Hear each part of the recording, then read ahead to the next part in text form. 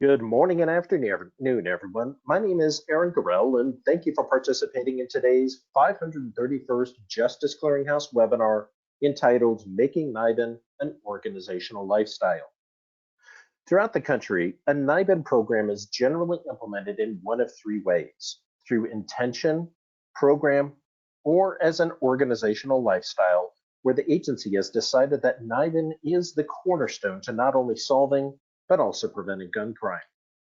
Now, during our webinar today, our presenters will discuss the evolution of their NIBIN initiative, detailing specific strategies that have led to success in making NIBIN an organizational lifestyle within their agencies. We're featuring three presenters for our webinar today. First is Addison Owen, who's a Deputy County Attorney with the Maricopa County Attorney's Office. As the fourth largest prosecutorial agency in the country, the office receives cases from over 30 law enforcement agencies. She currently prosecutes sex trafficking, weapons trafficking, terrorism threats, public corruption, and gun-related violence. In addition, she is the coordinator of the Maricopa County Prosecutor's Office Crime Gun Intelligence Center program. This program not only includes distributing violent crime data and information, but also the prosecution of CGIC cases that are submitted to the MCAO from all law enforcement agencies. Next is Jessica Elfritz, who is a criminal intelligence analyst with the Phoenix Police Department's Violent Crimes Bureau. She has worked for the Phoenix Police Department for 16 years and has been working with the Crime Gun Intelligence Unit since 2010. Jessica became a certified NIBIN trainer in the state of Arizona in 2014 and has trained over 50 new users from across the country in acquisition protocols for IBIS. In partnership with the Maricopa County Attorney's Office and the Phoenix Police Laboratory Services Bureau, she recently authored and implemented a firearms-related evidence processing policy, successfully enabling Phoenix Police Department to become compliant with ATF's MROS and resulting in the expedited processing of firearms-related evidence. And last but not least, Ron Nichols of Nichols Forensic Science Consulting, who has 25 plus years of experience as a firearm and tool mark examiner at the local and federal levels in accredited laboratories. Ron is the author of Firearm and Toolkit Identification, the Scientific Reliability of the Forensic Science Discipline. He is widely published, with a number of his publications routinely referenced in published court decisions with respect to Daubert and Frye evidentiary hearings. He has testified in over 100 criminal cases and evidentiary hearings involving firearms and tool mark evidence at the state and federal levels, and is internationally recognized as one of the leading experts in communicating the scientific foundations of the firearm and tool mark discipline to both technical and lay audiences. I'd like to extend a special thanks to our friends and partners for creating and sponsoring this webinar. Today's presentation is done in partnership with Ultra Electronics Forensic Technology. Ultra Electronics Forensic Technology is a leader in forensic analysis, providing innovative and effective solutions like its unique technology, the Integrated Ballistic Identification System. IBIS is designed to find the needle in the haystack by discovering matches between pairs of spent bullets and cartridge cases at speeds well beyond human capacity. Forensic technology helps experts obtain timely information so they can make society a safer place. And the last few things I'd like to address with everyone is some basic housekeeping items. First, this event is being recorded and the formal presentation is scheduled to last about 60 minutes. It will be available to subscribers on both the Justice Clearinghouse website and the Ultra Electronics Forensic Technology website. Second, this is a listen-only event, but you can type in any questions you have through the GoToWebinar toolbar, and we'll take as many of those questions as possible at the end of the formal presentation. Next, if you experience audio issues during the webinar, such as the sound cutting in and out intermittently, consider dialing in using the phone number included with your emailed invite. When the system asks for a PIN, you can just bypass that by hitting the pound key. I want to let you know that we have incorporated several polling questions into this webinar. You'll need access to your mouse to participate. And our presenters have also made a handout available to you through the GoToWebinar toolbar. I would encourage you to take a look at that document and download it. Finally, after today's webinar, there will be a follow-up survey and we ask that you complete it. Your feedback helps shape pretty much everything we do here at the Justice Clearinghouse. And with that, I'll go into the presentation to our first instructor for today. Ron, it's all yours. Thank you, Aaron.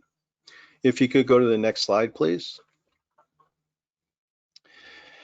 There was a statistic I saw one time where 80% of New Year's resolutions fail by February.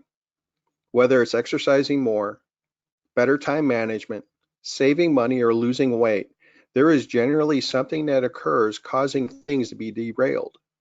Get sick for 2 weeks and all the momentum for the gym fizzles away. Weight loss would have gone better were it not for all those birthday cakes early in the year at the office. Money was being saved and a car engine blew up. For the most part, the intentions are good, but they are never transformed into a lifestyle. Having witnessed the evolution of NIBIN from its inception, one of the hallmarks of an agency's success with NIBIN is that it made the transition from a good intention to a good program to an organizational lifestyle. The success of NIBIN in helping to reduce crime gun violence in a community is directly related to this concept. Now, a good intention is when someone within an organization gets a vision for the impact NIBIN can have in a fight against violent crime. I remember when the first installment of cartridge case acquisition became available through NIBIN, I would go to the property room of the Oakland Police Department and ask for all the shootings from the previous week and enter those cartridge cases in a NIBIN. I recognized the potential and was keeping up with the casework so I could maintain the pace. However, no one else was really interested, and even though I linked a couple shootings, that information didn't overly impress the investigators, apart from wondering how I did it. The moment I left the laboratory, so did the good intention. And on the next slide. There are those good intentions, though, that have evolved into programs. Generally, a group or a few groups within the agency got on board with the potential of NIBIN and were using it with some level of success. An example of this would be a forensic laboratory doing its best to enter fired cartridge cases and bullets in the NIBIN, and investigators becoming aware that some of their open cases are being linked and solved because of this technology. It has moved from a good intention to some level of regular use, better defining it now as a program. As a program, it isn't too likely to fall apart when one person leaves, but it will rarely grow into the fullness of its potential. The reason is because as a program, it is fighting for funds and attention with other programs proclaimed to be the next best thing in reducing crime, as well as improving law enforcement and community relations. None of those programs are inherently bad, and each of them has good aspects. However, as command personnel change, so does the emphasis on which programs are given the funding and attention. Rarely do any of them gain significant traction before the attention is shifted to another. And on the next slide, there are those good programs that have evolved into an organizational lifestyle.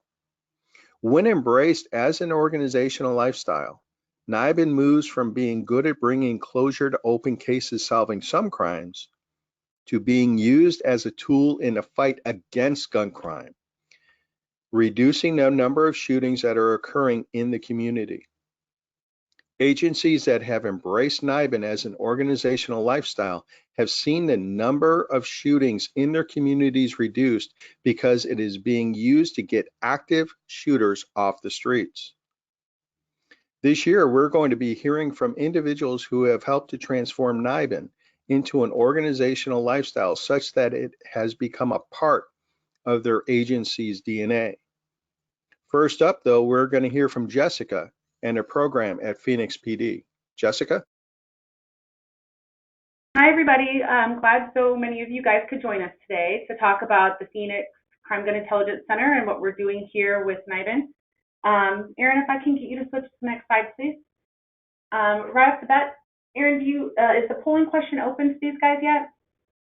The polling question is open, and the question is, please describe your agency's plans regarding implementing a crime gun strategy? Are you looking to enhance an existing preventive crime gun strategy, or maybe you're interested in establishing a new crime gun strategy? Or maybe it's not applicable at all. And we'll give folks just about another 10 seconds to respond here. Perfect. All right, folks, as I go ahead and close down the poll, thank you so much for participating in that. I'm going to go ahead and share the results. 59% indicated that they're looking to enhance an existing strategy. 25% said that they're interested in establishing a crime gun strategy, and 16% indicated it's not applicable. And back to you. Perfect. Thank you very much. This way, I know kind of who I'm talking to and how to hear this. So here in Phoenix, just to give you some background so that you guys can compare this to your own agencies, Phoenix is the 5th largest city in the state of Arizona. We're sitting right about 163 million people. Our landmass is just over about 500 square miles. Our agency size here in Phoenix, we are sitting at about just short of 2,000, I apologize, of 3,000 sworn officers here in Phoenix. As far as evidence processing goes, I know everybody thinks of the Wild West when they think of Arizona and Phoenix, and that could be very, very true. We impound on average right around 430 firearms every single month. That is total firearms. Not all of those are considered crime guns because we have quite a few that end up being safekeeping type firearms, but on average, it's about 430 a month. So just over about 5,000 firearms a year come through Phoenix Police Department. In addition to that, as far as crime scenes goes and cartridge cases that are impounded out at crime scenes, we average about 180 bags of crime scene casings every month. And by bags, I mean here in Phoenix, when we impound cartridge cases out at a scene, we actually impound those in bags. So all of the cartridge cases from a scene get placed into vials and placed into bags, and then those bags get impounded. So we're seeing about 180 bags of those cartridge cases come through our NIBIN program every month. Next slide, please, Erin. So I had one more polling question in here at this point, just to kind of get an idea from your agency how you guys are currently doing your NIBIN processing. So I'll let Erin give out the information on this, and then I'll explain this polling question just a little bit more here in a second. Absolutely. Yes. So how does your agency currently conduct NIBIN processing is the question. Is it conducted inside your own agency's accredited crime lab? Or maybe do you submit it to a state or regional lab for processing? Do you conduct the processing outside of a lab? Or is this, again, not applicable?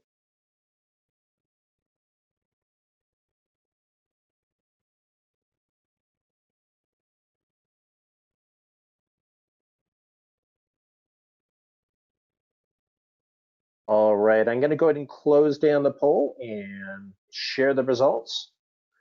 46% of the audience indicated that the testing is done within their own crime lab. 32% indicated that they submit the firearms to a state or regional crime lab for processing. 7% indicated that they process it outside of a lab, and 15% indicated that it's not applicable. Back to you. Perfect. Thank you, Erin. So this is always very good information for me when I'm giving these presentations, because we have a lot of agencies reach out to Phoenix Police regarding how we are currently conducting our NIBIN program.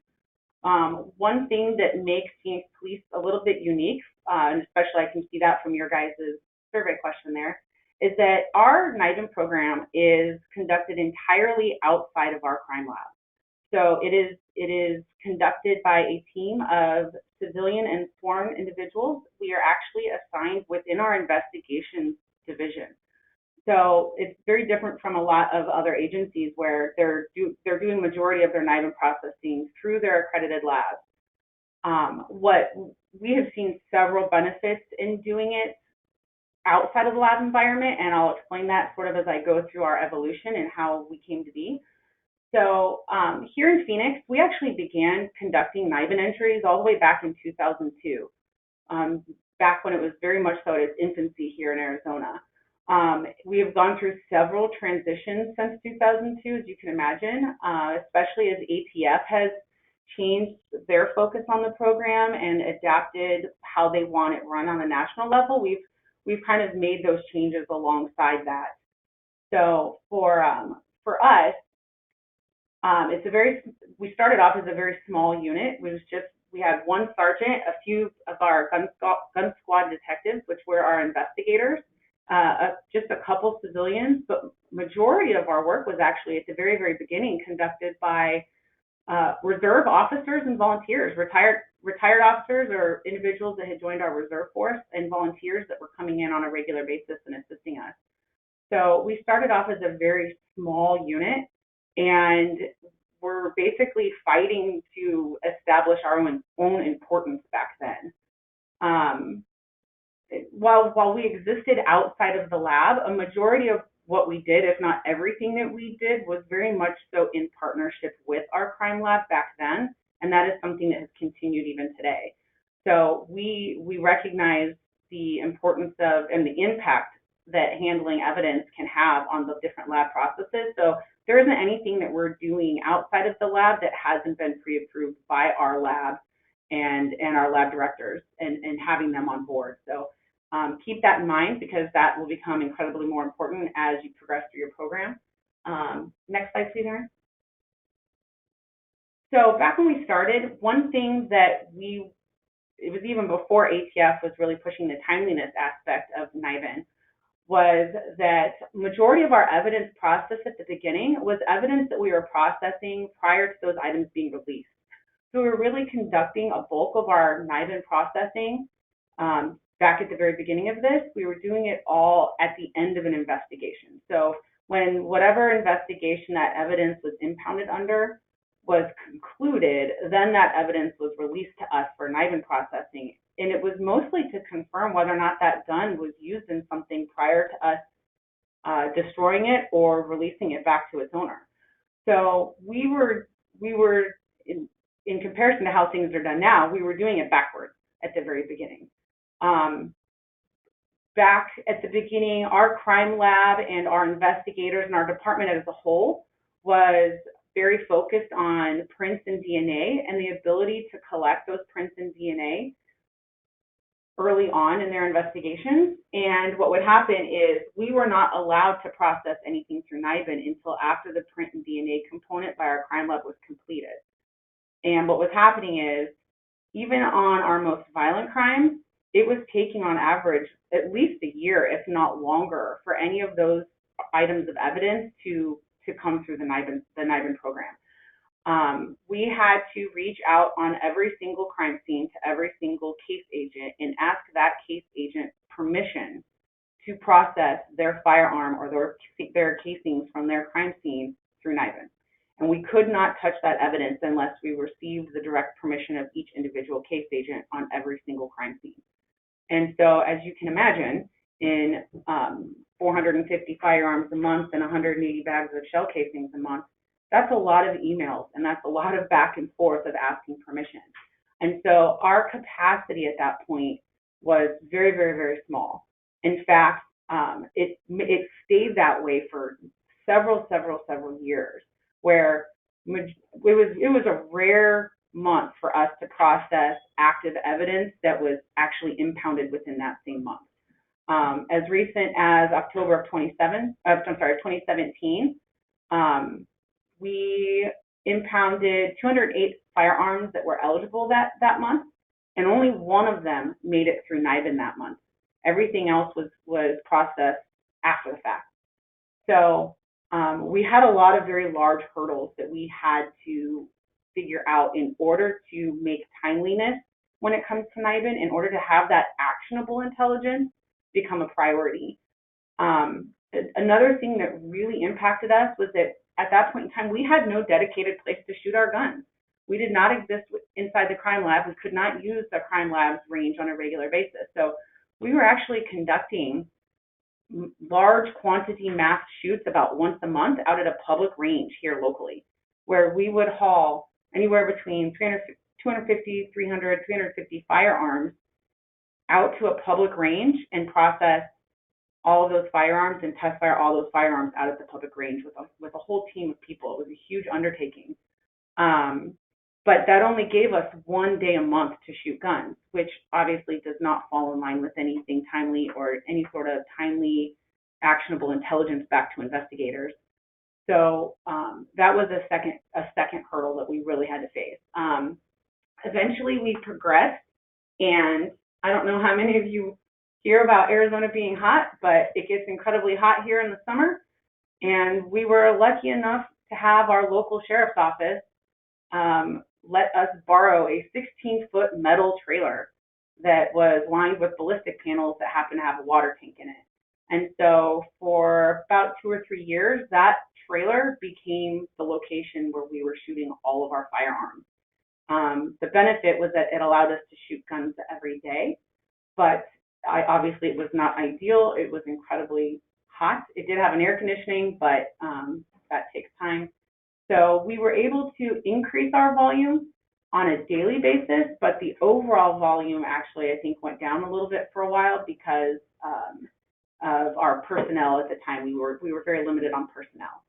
So another thing that's not listed on the slide there is that we had no written policy at this point in time. There was nothing in our department's policy that said that anything had to come through us at all. There was nothing that mandated that NIBIN processing get done. And so we were releasing hundreds of guns every single month or destroying hundreds of guns every single month without them ever having come through our process. So we tried to establish some things during this time where our property management folks, where the warehouses that actually houses all the evidence, we worked with them fairly closely to try to see if we could get all guns to come through us prior to release. That worked for a while, but again, it was after the fact, after the cases were closed and cleared. So we started off where probably many of you are at or have been at the beginning, where it's a very small group of people fighting like crazy to just be able to process evidence and get permission to process evidence. So at this point in time, this was just a really good intention. We knew what the system was capable of doing. We knew what NIBIN leads, what the generation of NIBIN leads could potentially provide to our investigators, but we just did not have the foundation at this point to make it anything bigger than just barely surviving. Aaron, if you could switch to the next slide, please. One of the things that our original supervisor was very smart in doing was recognizing that while Phoenix, the city of Phoenix, is the largest city, we are landlocked and completely surrounded by a whole slew of smaller cities that were not participating in NIBIN. And while we were still establishing our own program internally, we recognized just how often our trigger pullers here in Phoenix were bleeding over into all these surrounding cities. And so one of the things that we did originally to try to expand the program was to reach out to all of those surrounding agencies. Who is along our borders? What are these other agencies, and are they conducting NIBIN within their own agencies? And almost entirely, none of them were. There was only a couple. So what we did was we reached out to the exec staff at all of these surrounding agencies, and we opened up the conversation with them. We said, City of Phoenix has purchased this NIBIN equipment. We did then, and we still currently do have 3 sets of IBIS. We have 3 match points, and 3 brass tracks, and we have 4 match points. So 2 of them we had purchased, and a third one at the time, because this was 2002, ATF had provided us 1 at that point in time. So we had the equipment, and we recognized that the equipment fell outside of what some of these agencies could fit into their budget. So we made an agreement with all these surrounding agencies that if they were willing to start the program within their own agencies and provide the personnel to process their own evidence, that they could come to our location and utilize our equipment to do their entries. They could come and sit down at our brass tracks and enter in their evidence. So this is what kind of began the Phoenix Metro NIBIN program.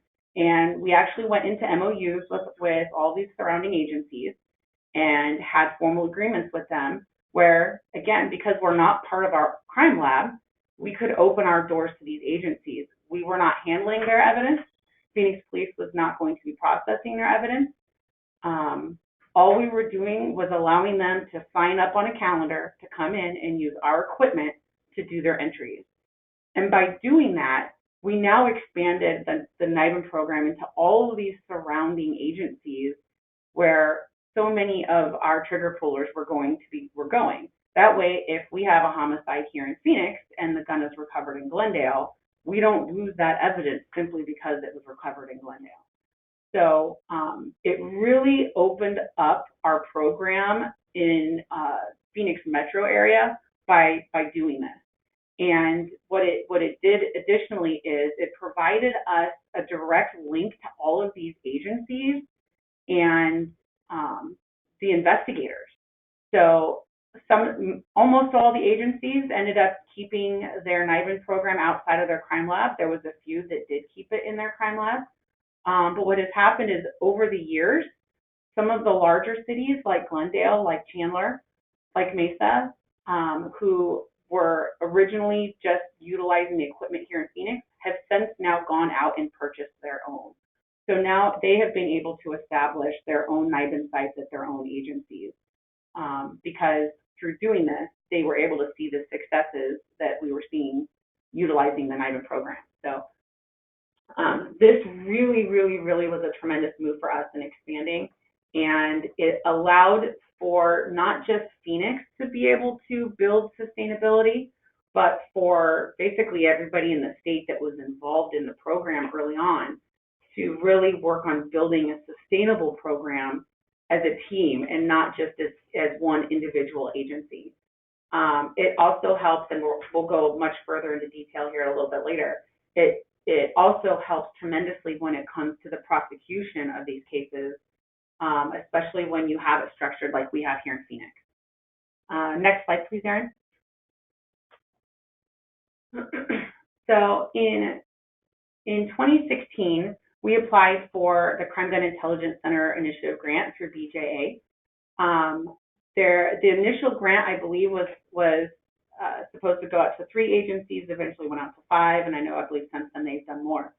But we did receive that grant in 2017, and that grant was kind of a game changer for us for a whole slew of reasons.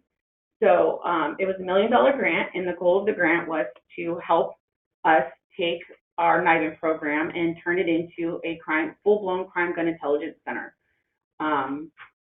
The grant itself allowed us to build a huge team of folks from a ton of different facets. So obviously you had the Phoenix Police component, you had Phoenix Police Department, but ATF, we all know NIBIN's the ATF program. So this brought in our ATF partners even more closely to us with the program and allowed us to combine forces. And they really helped us to build up and make all of the contacts we needed to solidify this as an intelligence center, as a crime gun intelligence center. So our partnership with the ATF grew tremendously at this point. Our U.S. Attorney's Office, Maricopa County Attorney's Office is probably one of our largest partners in all this. Our Attorney General's Office, Adult Probation Office, obviously our crime lab, who again, I said we have done everything we have done in our NIBIN program in partnership with our crime lab.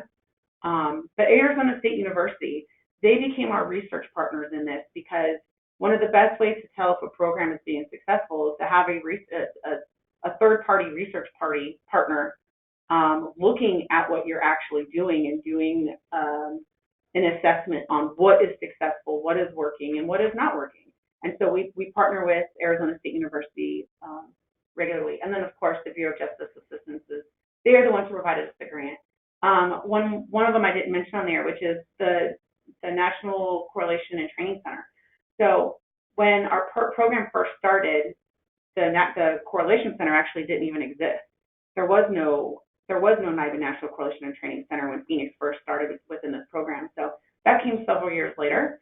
But us being able to utilize the Correlation Center to help us with our correlations now that our program is as large as it is has been huge. It's been absolutely huge. They are a huge help in being able to manage the volume that we put through. So they're also one of our biggest go-to folks. Okay, next slide, please, Erin.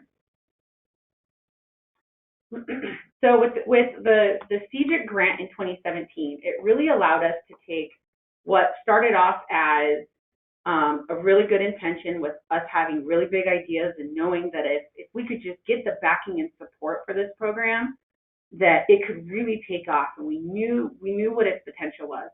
The grant is what got us the attention we needed from our own executive staff and from all of those partners to allow us to really be able to cultivate and grow our program. So immediately, just by receiving that grant, it opened those doors for us. We had that attention. We had the push now behind us to be able to go in and implement some of these ideas that we had at the very beginning.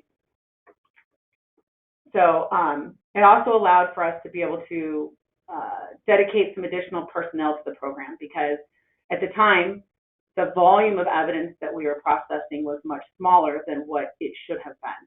So in order to be able to absorb the additional volume, we needed to have the additional personnel. The grant itself did not provide us personnel. It did not fund personnel. So as an agency, we had to provide that personnel in support of the grant. And so having that grant is what really pushed our executive staff, I think, to be willing to push that additional personnel towards building the program. At this time, it became, we have our own lieutenant. We have now 2 sergeants, 8 detectives. We introduced a crime analyst underneath the grant.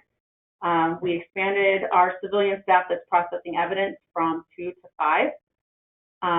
We have 1 secretary. We have 1 ATF contractor. We still do utilize some of our reserves and interns, but not as heavily as we did early on. For anybody who has access to reserves and interns and volunteers, I highly suggest utilizing them as a resource. They can be phenomenal, and there's a lot that they can do within your program to help. Another thing that the grants have done for us is that it allowed us to build a dedicated shooting location. So we were able to utilize existing space within our police headquarters to put in a water tank that is 50 feet outside of our office door. So as all the evidence comes in, our team of civilian staff that process the evidence has direct access to a location to conduct all of the shootings. So they are shooting guns in there every single day. So it gave us that on-site dedicated shooting location. It gave us the additional personnel that we needed. It gave us more than anything that support from our exec staff to be able to move forward with it. And then it really opened up the door to bring all of our partners to the table and to be able to expand that discussion to everybody. I talked about some of the big hurdles that we had at the beginning with not having policy and the prints and DNA aspect of everything. And those were all bridges that we needed to be able to cross in order to make the timeliness aspect of NIBIN a priority. We had to know how we were going to process prints and DNA faster. We had to know how we were going to get this evidence to it faster. So expanding the discussion to our partners was huge. Next slide, please, Erin. So stakeholder buy-in. When you're taking a program and you're trying to expand it, and you recognize that, especially the NIBIN, that touches every single group and agency and department and bureau within your own agency, but also your partner agencies.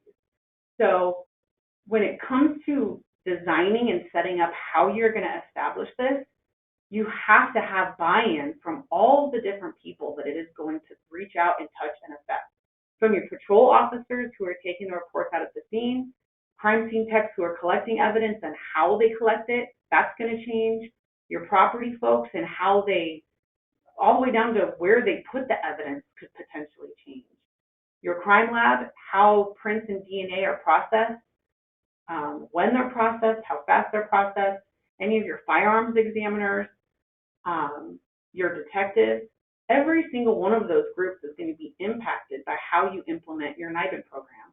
And so getting their input early on and finding out at their level how your program is going to impact them and mitigating any of the conflict at the very beginning is going to prevent you from having a headache down the road.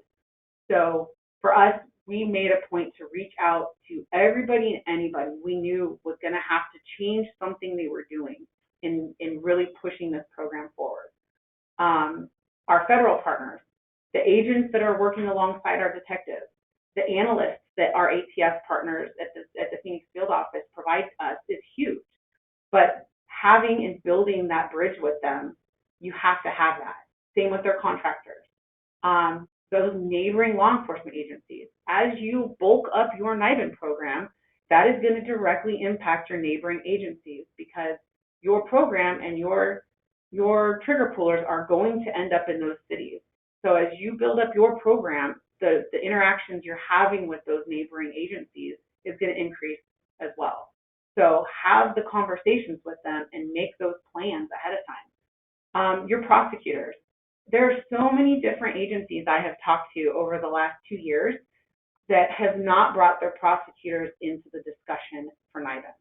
And for us, that was a game changer when it came to building this program and solidifying its sustainability and its impact and how it can be successful. And I'll get into this here a lot more in just a bit, and then of course you're going to hear from Addison. But if you have not brought your prosecutors into the discussion, do it. They are huge. And you may find there's things that you are doing within your own program that you could be doing better, faster, and easier by getting feedback from your prosecutors on how it's going to impact them and vice versa. And for us, something as simple as the prints and DNA. I talked about that being a huge hurdle for us. How can we get the guns to us immediately, knowing that our crime lab does not have the capacity to do prints and DNA prior to the guns coming to NIBIN? Well, we can't make that decision as NIBIN, as just our own unit. We can't make that decision without having our crime lab directors, our DNA folks, our firearms examiners, and our prosecutors as part of that discussion. Because if we are going to be handling evidence that's going to potentially impact the prosecution side of things, we need to have them on board with how we're handling the evidence at the beginning so that we have their feedback and we can make that decision as a collaboration. And then ASU, again, we bring ASU in as our research partner on all these meetings and all these discussions because they're the ones who are going to sit back and determine what's working and what's not working. Aaron, next slide, please. Okay, so here was our overall overreaching goal with when we really built up our CJIC program. We recognized that in Phoenix, we had a large volume of shots fired and firearms-related crime. We also recognized that we did not have 1,000 people out there each pulling the trigger one time. We had a very small group of people going out and pulling the trigger over and over and over again. But what was happening is every time they went out and pulled the trigger, that was one incident with one detective assigned to work that case. And that detective worked that case to identify who the suspect was, make the arrest in that one case, and then those charges were pushed through and filed. And the people would get out in 2 or 3 days or a week, and they'd be right back out on the street with a new gun, doing it all over again while they were waiting for their trial on the first incident. By the time they ever made it to trial, if they made it to trial, they had a whole stack of these individual incidents waiting to be prosecuted, and it wasn't working. That's not stopping anything. Going out and arresting that one individual for the one shooting wasn't stopping anything. And so we really wanted to look at how can we change this. So we're using NIBIN to do that.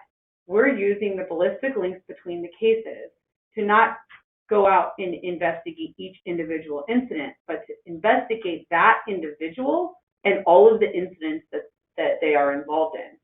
So the NIBIN aspect of it becomes incredibly important, because if you don't have that information at the very beginning, if you don't have that information, then we don't get what we're looking for at the back end when it comes to prosecution. So we had to get our NIBIN process down to that 2 business days that ATF has now mandated. So we had to establish that.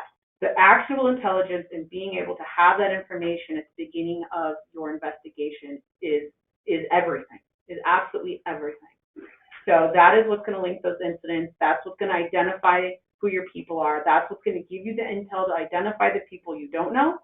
And that's what's going to be able to allow you to utilize the best information you have against those individuals that you do know. So for us, it really became about investigating an individual and using NIBIN to bolster up that investigation against the person versus submitting it on each individual crime and each individual incident that occurred. Erin, you can go to the next slide, please. And it's right about now, I'm going to go ahead and turn it over to our county prosecutor, Addison Owen, and let her kind of take over from here and get into how we structure the prosecution side of all of this. Hi, everyone. It is really nice to meet you. So our office made a really wonderful decision a couple years ago that we were going to focus on doing vertical prosecution. In addition to that, we also had the benefit of becoming a paperless office. So what that meant is we have a case management program that we can put suspects' names, date of births into, and pull up information to give us a complete picture of what a particular suspect or defendant is involved in. This is something that has proved to be an incredible asset to this entire endeavor. This is because now when we have someone who we believe to be a serial trigger puller out in our community, we can type it into our system and identify all of the different jurisdictions in which this person may have been committing crimes. One of the struggles we have in Maricopa County is that we have over 30 law enforcement agencies, and most of these agencies all have their own independent way of documenting their cases and creating departmental reports. So the Maricopa County Attorney's Office is really the hub of all of these agencies, and we are able to maintain all of the cases that are submitted to us, whether they're charged not or whether they're furthered, and it's all information that we are able to use moving forward. Because we do vertical prosecution, the person who starts out with the case ends with the case and is the person who's going to resolve the case. So it allows for some consistency throughout the process, and it also allows for the information that is shared throughout the process to be understood and used throughout the court proceedings. Now, we get notified prior to arrest, hopefully, and most of the time around the time that the NIBIN lead is discovered. Once we are notified, we receive critical information to allow us to make a higher bond request when the person goes to an initial appearance or an IA. Now, the reason this has really changed the game for us is because a lot of times these cases come in a bit piecemeal. So you might have someone who is getting submitted on for, say, just possessing a gun, so a prohibited possessor charge. However, in the time from arrest to the time of the initial appearance, we have now found that this person is associated with 3 or 4 different shootings in which there was some sort of physical injury to the victim. Well, that information is critically important for us to tell a judge, because otherwise, how is the judge going to know what we're dealing with? So these types of pre-initial appearance conversations and information sharing are crucial for us to be able to appropriately handle these cases and understand what it is we're dealing with. And as I said, these are multi-agency, multi-jurisdictional cases. Someone who's committing a crime in Phoenix could be committing a crime in Glendale as well, and we're able to connect that up, which we have not been able to do successfully in the past. So it's been a huge success in that way. Erin, you can go ahead and go to the next slide. And then Erin, is the polling question open and available? You bet. I'm opening that right now. And the first question in the series is, has your agency invited your local prosecutors to take part in the development of your program? And the response is yes or no. And it's a pretty straightforward question, so we'll give folks just about another 10 seconds to respond, and also in the interest of time. I know we only have about 15 minutes left here. All right, thank you all so much for voting. I'm going to go ahead and close down the poll and share the results. Let's see, Addison, it looks like 55% of the audience indicated yes, they have invited local prosecutors, and 45% have indicated no. Do you want me to go ahead and just dive into the next one? Yes, please. All right, that next polling question is, do you have an agreement with your local prosecutors for how CGIC NIBIN cases will be filed? And again, that's a yes or no kind of response. So it's an agreement, and I'm assuming this is more of a formal agreement as opposed to a handshake kind of thing.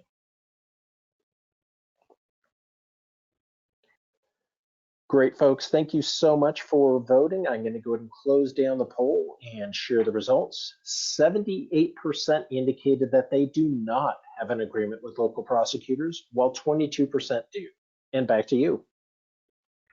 Thank you so much. And I am really happy to hear about how many people have involved or invited their local prosecutors. I'm a little bit disappointed to hear how many do not have an agreement. And I think that there's a lot of different reasons why those types of things happen. Sometimes, you know, you send out an invitation and maybe it doesn't get responded to, or maybe they are or are not too involved with the process. But there is a lot to benefit from partnering together. Erin, this is Jessica. I'm going to take over this one real quick for Addison. So one of the things I touched on a little bit ago was the evidence processing and how our partnership with the county attorney's office really had a huge impact on our program when it came to the timeliness of the NIBIN stuff. So again, I talked about our volume. What in our conversations with our own crime lab, one of the big things that came up was the fact that there are thousands and thousands of lab requests that are pending and waiting to be processed through our crime lab, and they just don't have the capacity to be able to do prints and DNA on firearms related evidence in any sort of fast manner for us to be able to do NIBIN. So in fact, so much so that in the discussions with them, one of the things that came up was that in a lot of cases, especially with the weapons-related cases, that evidence was not going to be processed until trial was scheduled and it was actually going to happen. And then it would be processed in support of that trial. So we knew we could not wait for that. So we literally got our crime lab directors and our own unit and several members of our chain of command together, and we went and brought them, the actual scientists, to the county attorney's office and sat down with the bosses over at our county attorney's office to open up that discussion. And one of the biggest things we knew we were going to have to do was change the culture of what evidence was needed, and really change the mindset of the investigators and the attorneys from prints and DNA, what is actually needed and what is just simply wanted. And so we got our attorneys into that conversation of, you know, if you pull a firearm out of an individual's waistband and it's on body cam, it's documented in the police report, you have officers who, you know, physically remove that gun from somebody's waistband, do you need prints and DNA for trial to be able to prove possession? Well, no. The agreement we came to was that you don't. That is a want. That is not a need. If you have all these other avenues to be able to prove that, are we going to hold up all of the NIBIN processing and the potential of linking that gun to so many other incidents simply because it would be nice to have? And that, again, having that conversation with our attorneys allowed us to come up with a way for us to not do that. So that changed our policy and allowed us to actually write and create an evidence processing policy for how we were going to address prints and DNA on firearms that were recovered off of a person. And it allows us to process those slightly differently than firearms that are recovered someplace else. So that kind of played into that collaboration with the county attorney's office. And that was a hard one. We have investigators who were adamant that, nope, I want Princeton DNA. I want Princeton DNA. Well, guess what? We're going to give you DNA, but you're not necessarily going to get Prince, not at the beginning. And it's okay because the attorneys know, and we have a million other ways to show possession. So it's okay, and to let them know that it's okay and that the attorneys were on board with that. Erin, you can go ahead and switch to the next slide, please. I'm going to turn this back over to Addison. As we began to design our prosecution side of this program, we needed to incorporate more than just our Maricopa County Attorney's Office. So we reached out to the U.S. Attorney's Office, the Phoenix office here, to try to create a dedicated team. We also added people from the Attorney General's office as well. So we became a prosecution team that could handle not only state charges, but also federal charges. The purpose of having these teams versus just a regular submittal process, of course, goes back to that original design where we were involved prior to the initial appearance. When you're doing a prosecutor type coordinated program, you need to make sure that you're dealing with the same people and that you're also able to create policies within each other's organizations so that you know where cases are going. We can't and we don't want to have people doing the exact same thing, both state and federal. So we do speak with our federal counterparts to be able to ensure that cases are being handled to the best of our abilities and that whoever is taking it has the best laws in order to prosecute it. So one of the things that we do early on and that we're able to do because we're involved prior to the arrest is we're able to discuss, is this going to be a case that's going to be better suited to go federal, or is this a case that is better suited to go state? And when you're able to have those open conversations, it creates a very clear path for which direction that case is going to go. And it also lets our investigators know under which laws we're going to be looking to prosecute, which then in turn might result in them taking different investigatory steps than they would have otherwise. Especially our partnership with the Attorney General's office. We are a large state and our Attorney General's office is able to prosecute multi-county cases. So we use her all the time to continue to work through these different types of cases that we're going to have that are even multi-county, so even outside of just Maricopa County, and that's been a huge asset to our team. And Erin, you can go ahead and switch to the next slide. A couple of years ago, the Maricopa County Attorney's Office decided to create an intelligence-focused prosecution unit. This unit was put together by mostly our administration, and they were focusing on how can we do something that is the future of prosecution.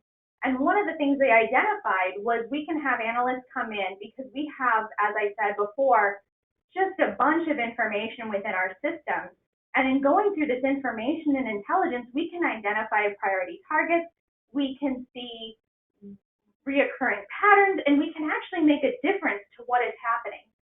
So that program fit very well with the CJIC program. So we were able to piggyback a lot of the aspects of the CJIC program on what was already in our office, which was the intelligence-focused prosecution. At this time, that unit is actually still evolving because, as I'm sure all of you guys know, as management change, things evolve, they change, they get new names, but it still is very much a huge aspect of the prosecution part of the CJIC program. And recently we did receive a grant where we will be hiring an analyst who is going to be only assisting with the CJIC program because we saw how beneficial the analysts who were involved previously were. And we'll also have a paralegal who's going to manage all of our discovery issues with these cases. And Erin, you can switch to the next slide. So how do you take your good program and turn it into the operational lifestyle? So obviously, we've spent the last 2 years here in Phoenix implementing all of our ideas that we had and really turning it into a really good program. but there are lessons that we have learned along the way that have allowed us, both good and bad lessons, that have allowed us to take it from being really good to now being a permanent part of the city of Phoenix, a permanent part of Phoenix Police Department, and truly part of our operational lifestyle here. So I cannot stress enough just the importance of bringing all those different stakeholders to the table. I know I touched on it earlier about all the way from your patrol folks up through your prosecutors, and bringing them into that conversation, because it's going to prevent you from having to go back and redo things. The little people, the doers, get their feedback at the very beginning. Don't wait until you try to implement something to find out that, oh, wait a second, I didn't know about that, so this isn't going to work this way. Now we have to change it. If you plan for that ahead of time, you're going to save yourself a lot of headache. One thing that both Addison and I have agreed on a million times is solidify positions. When, a lot of times when people are starting off new programs, they utilize their existing staff, and what happens is it grows and changes, and things change, and job duties change, and make sure that if you're just starting your program off, reach out to other agencies that are already doing this and find out what types of job titles and personnel they are utilizing to be able to pull it off, and plan for that ahead. Have that succession plan. Don't have just your one person who knows everything. Make sure that you have multiple people involved. A successful program will quickly outgrow its existing capacity. So plan ahead for that. You want your program to grow. You want it to do well. And so you have to know that as it does that, your current capacity will no longer be able to meet the needs. The written policy. You cannot do this without written policy. And by written policy, I mean mainly specific to your NIBIN, and getting your NIBIN stuff in and getting it in immediately. Again, we talked about the prosecution side of this. We arrest a person for one incident, that charge on the one incident is only going to hold them for so long. If we have five incidents linked through a NIBIN lead, when we arrest that person, we know, we go out, we arrest them, we have them in an interview room, and before that scene is cleared, we can tell our investigators that the gun we recovered off of that individual was used in 5 incidents. Now our investigators can go in and interview them right then and there before the person's even been booked on the 4 other incidents that they were involved in. And then that way, when they actually get booked and they are going to their initial appearance with the judge, because of our partnership with the county attorney's office, we may only have charges on 2 of the 5 incidents, but they're allowing us to present all 5 incidents at that initial appearance. We can show progression in violence. We can show that this person is doing it multiple times. And what's happening is the judges, because they're allowing that, are then giving no bond or high bond. And so now the people are not getting released until trial. And then that stuff can be introduced back at the back end to show the same thing when it comes to sentencing.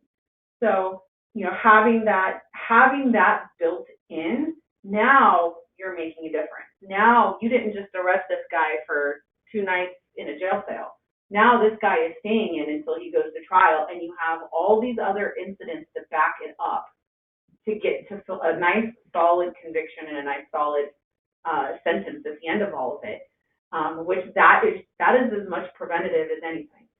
So have a marketing plan, because what happens, and we touched upon this at the beginning, is you start a new program, it gets all of this attention at the very beginning, everybody dumps all these resources into it, and then those individuals get focused on all these other programs on their department. Your executives all are now looking at all the other programs that have to be implemented in your program. It exists already, so they stop worrying about you. So you want to make sure you have a marketing plan. You need to be able to advertise the successes you are seeing, not just to your partners, but to your own exec level management. You want to keep their engagement in your program, and they can't stay engaged if they don't know what you're doing. So have a marketing plan and make sure you are pushing your successes out to all of the different partners that are going to have a say in your sustainability and a say in how long your program is going to continue. And then continual education, because as you go and adapt, every time you adapt, those same things are going to continue to impact all of your stakeholders and all of your little people. So you have to find a way to make sure you're continually bringing them to the table and re-sparking those conversations with them to make sure that they are involved in any changes as you go. Erin, you can go ahead and switch to the next slide, please. So I threw some stats in here for anybody who is interested. This is just a very short, this is our evidence processing since the implementation of this grant. The grant began in October 2017. The blue indicates old evidence, so evidence that was more than a month old. It's actually red, but it looks orange on the screen I'm on. It would be your new current active evidence that was impounded in the same month that was processed. The green line across the middle is our volume of firearms that are impounded. So as you can see at the beginning of the grant, everything was blue and there was hardly any red at all. And we were nowhere near processing all of the impounded evidence that was coming in, which is that green line. And as we have progressed over the last 2 years, you can see that now we are processing above that green line because we still have a backlog. So we'll always be at least a little bit above that line. But we're now processing all active evidence and only a very small portion of old evidence. Our actual written policy, believe it or not, just barely went into effect this last May. So it took us a good year and a half with those partnerships with our crime lab and our attorney's office to really solidify what our evidence processing policy was going to be. But that change in policy is what allows us now to be able to process all of our active evidence. We are at a point now where we are processing almost 98% of our active evidence within the 2 business days. Erin, next slide, please. So this shows our timeliness. Again, this doesn't indicate volume, but this does indicate the timeliness of everything. So where we started at the grant, and we have it down to that 2 business days, the two work days from the time of crime. So we have made leaps and bounds of progress just in this last year once we were able to get the policies and the procedures in place. Next slide, Erin. And then I threw this in here. This is our arrests in NIBIN lead investigations. This is just arrests, not convictions or anything like that. This is just simply any arrests that were made in an incident that were associated with the NIBIN lead. So you can see over the years how since the beginning of the grant, we've seen a slow uptick as we have progressed through all of this, especially with this last year now that we've actually implemented some of our new strategies. And next slide, Erin. And then I think this is my last slide. So with ATF, we talk about the Phoenix site. These are the stats for the Phoenix site. If you keep in mind, I talked about all the surrounding agencies that come here to Phoenix to do their entries. So the 8,000 entries you see on there are not all Phoenix Police Department. That represents all entries done here at the Phoenix site. So as of the middle of December, we were the 2nd highest volume site in the country behind Chicago. So congratulations, Chicago. And as far as our leads go, we went from 2016 being in 20th place to now in 8th place for the number of leads. So we have obviously increased our number of leads dramatically as well, which you would expect if we started processing stuff faster. So next, Erin, please. So that is all I have for you guys today, besides some questions and answers that are coming up. But I'm going to turn this over to Aaron and let him take it from here. Actually, Aaron, if you don't mind, I'm going to jump right in. I just wanted to touch. This is Ron again, and I just wanted to touch upon a few things. The book that you see there, Building a Preventive Crime Gun Strategy: A Playbook for Success, is available free in paperback or electronic version. You can go to that website and order as many copies as you like. We also provided a handout that Aaron mentioned in the beginning, that if you have not yet downloaded, please do so. It's a valuable checklist summarizing the important and critical points from the book. I also wanted to share that there are somewhere around 14 different previous webinars available on the Ultra website that touch upon the various points related to crime gun intelligence. This includes information from many different individuals detailing how they were effective in the implementation of NIBIN in their agency and the tremendous impact it has made so far. And finally, there are 2 other websites that we strongly encourage you to visit for more information. Aaron, are there any questions? We have received a number of really great questions from the audience, Ron. Ron, Addison, Jessica, thank you all so much. As Ron mentioned, we've done so many amazing webinars with Ultra Electronics Forensic Technology, and yet I still learn something new on every single one. Folks, we've received a lot of questions, but if you have any questions for our presenters, please do type them into the GoToWebinar toolbar. We'll try to get through as many as possible over the next 10 minutes or so.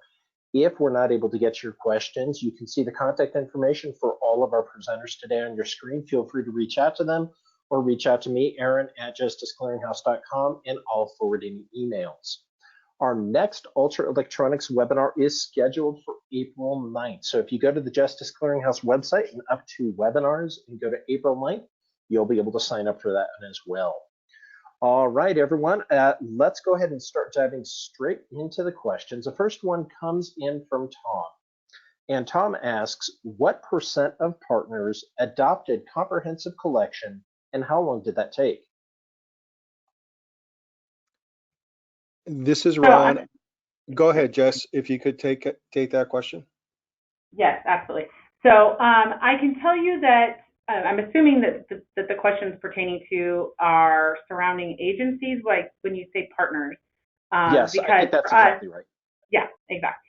So there have been several, but certainly not all of them. I know that I believe our partners in Glendale are doing everything comprehensively, and they're moving really fast.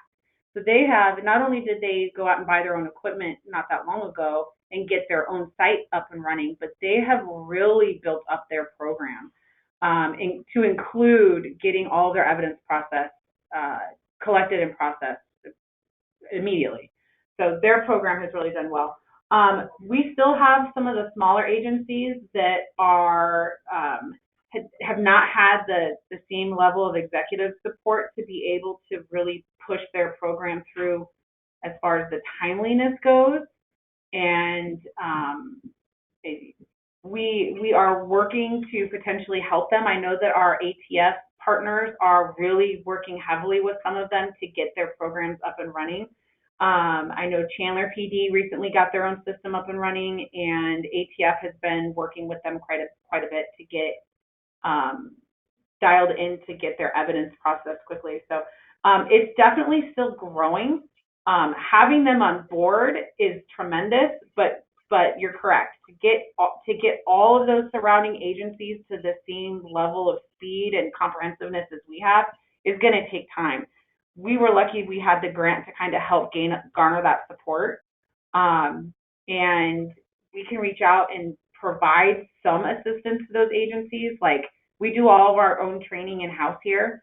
Since I'm a certified trainer, I train a lot of the other agencies in the acquisition stuff. So that helps. We can provide some support to those agencies, but it's still up to their own executive level to be able to really dedicate and make the changes to make it happen as comprehensively as it needs to.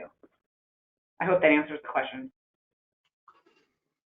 I think it probably does. Thank you so much. All right, our next question comes in from both Darren and Tom. They're both asking if you might be able to share model agreements or MOUs for that CGIC NIBIN agreement with prosecutors. And Addison, could you share on that? Yes, absolutely. So we do not have a formal MOU with the prosecutor's office between the Phoenix Police Department. What has happened is there have been high-level meetings between the two agencies where we discuss different concerns and things that we foresaw as problems, and that was worked out in that way. There is not a formal MOU between those two agencies. Most of the MOUs, is my understanding, are between Phoenix and other law enforcement agencies. Obviously, all jurisdictions are a little bit different. In Arizona, with the Maricopa County Attorney's Office, we we do not direct investigations. So doing something like that might be considered directing investigations, and we do have very competent law enforcement officers and a wonderful lab that make those decisions. We just need to be able to understand them to be able to tell a jury or explain to a jury why there is or is not certain evidence. Great, thank you so much. Next question is for Amara. Is Phoenix swabbing evidence prior to submitting for NIBIN? Jessica?